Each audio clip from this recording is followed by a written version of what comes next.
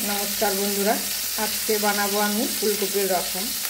तो चलुन फुलकपिर रसा आमी बानाচ্ছি। फुलकपिटाके तो आमी सेদ্ধ करे निয়েছি, गरम जल दिए भापिয়ে নিয়েছি। तो এখন फुलकपिटाके ভালো করে ভাজবো। আর ফুলকপির অনেক রকম রেসিপি আমার ইউটিউব চ্যানেলে আছে। তো আমি আজকে সাধারণভাবে নরমালভাবেই আমি ফুলকপির রসাটা করব। তো আপনারা স্কিপ না করে আমার ভিডিওটা দেখতে থাকুন। চলুন, এখানে একটু ফ্রোজেন করা মটরশুঁটি আছে, সেটাকে আমি জল দিয়ে ভিজিয়ে রেখেছি, একদম বরফ হয়ে গেছে।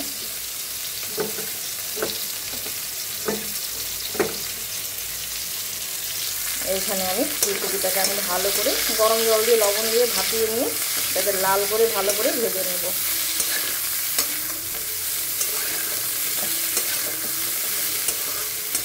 একদম কম সময়ের মধ্যে একদম সাধারণই আমি আজকে এটা করব।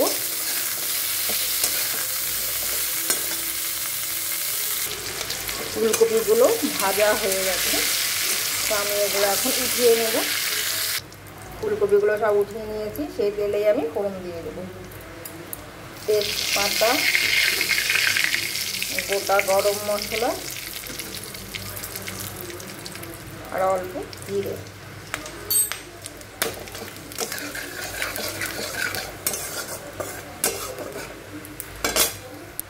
ফোড়নটা লাল হয়ে গেছে, আলু দিয়ে দেবো।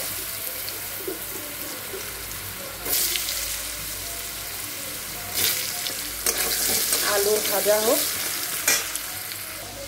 আলু ভাজা হয়ে গেছে, সেই আলুতে আমি হলুদ দিয়ে দেবো, তাতে কালারটাও ভালো আসবে, আলুটার কালারও আসবে আর তরকারিরও কালারটা ভালো আসবে। কারণ আমি আবার শুকনো লঙ্কার গুঁড়া ইউজ করি না, আমার ঘরে পাকা লঙ্কা আছে, সেগুলো আমি বেটে রাখি।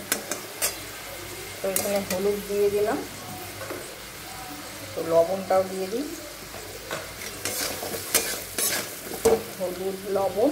এখন আমি এক এক করে মশলাগুলো দিয়ে দেবো।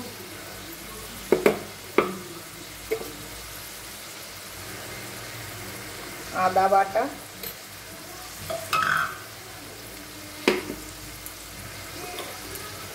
লঙ্কা বাটা, পাকা লঙ্কা, কাঁচা লঙ্কাই পাকানো,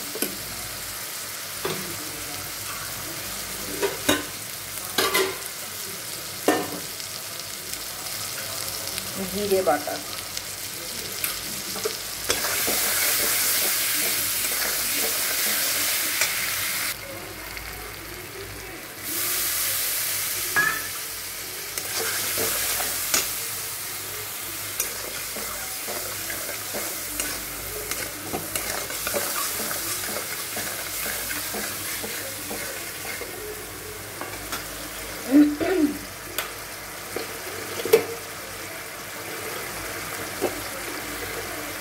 দু চামচের মতো টমেটোর পেস্ট,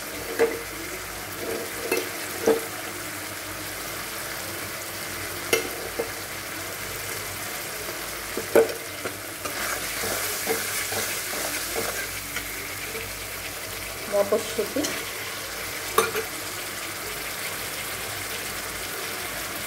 চিনি। এখন মশলাটাকে আমি ভালো করে কষিয়ে নেব। মশলাটা দেখুন ভালো করে ভাজা হয়ে গেছে। তো এখন ভেজে রাখা ফুলকপিটা দিয়ে আর একটু জল দিয়ে আমি আরেকটু কষাবো। এটাকে আমি আরেকটু কষিয়ে নেবো, তাহলে ফুলকপিটা শুধু ঝোলে দিলে টেস্টটা আসে না, তো মশলা দিয়ে ভালো করে ফুলকপিটাকে কষিয়ে নিলে তো টেস্টটা ভালো হয় ফুলকপির। এটাকে আমি ঢেকে দিয়ে ফুলকপিটাকে আর একটু কষিয়ে নেব। ফুলকপিটা কষানো হয়ে গেছে, এখানে একটু গুঁড়ো গরম মশলা দিয়ে দেবো।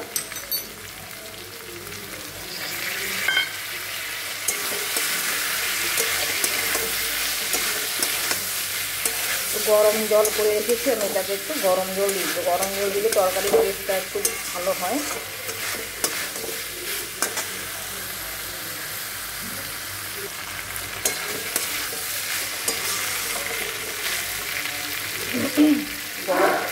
গরম জল দিয়ে দিচ্ছি সেদ্ধ করার জন্য। ফুলকপিটা তো এমনি ভাপ দেওয়াতে সেদ্ধ অল্প হয়ে গেছে, তো যতটুকু জলের প্রয়োজন আমি ততটুকু দিয়ে দিলাম। দিয়ে আমি এখন এটা ঢেকে দেবো, সেদ্ধ হোক।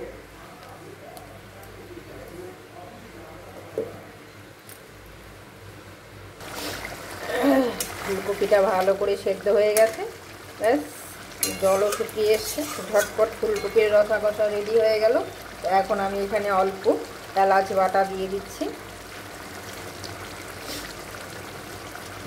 এটার গন্ধটা খুব সুন্দর আসে পরে এলাচ বাটা দিলে।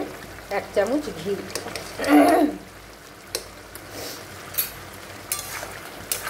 দিয়ে আমি এখন এটাকে নামিয়ে দেবো।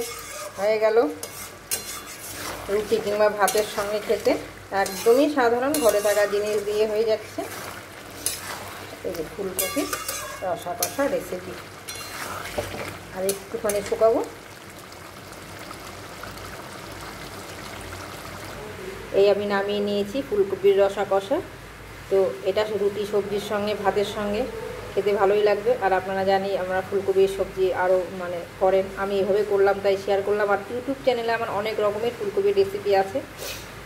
তো আমি আজকে এখানেই শেষ করলাম। আমি অন্যদিন আবার আসবো অন্য ভিডিও নিয়ে। আপনারা সকলেই আমার পাশে থাকবেন, সুস্থ থাকবেন। আজকে আমি এখানেই শেষ করছি।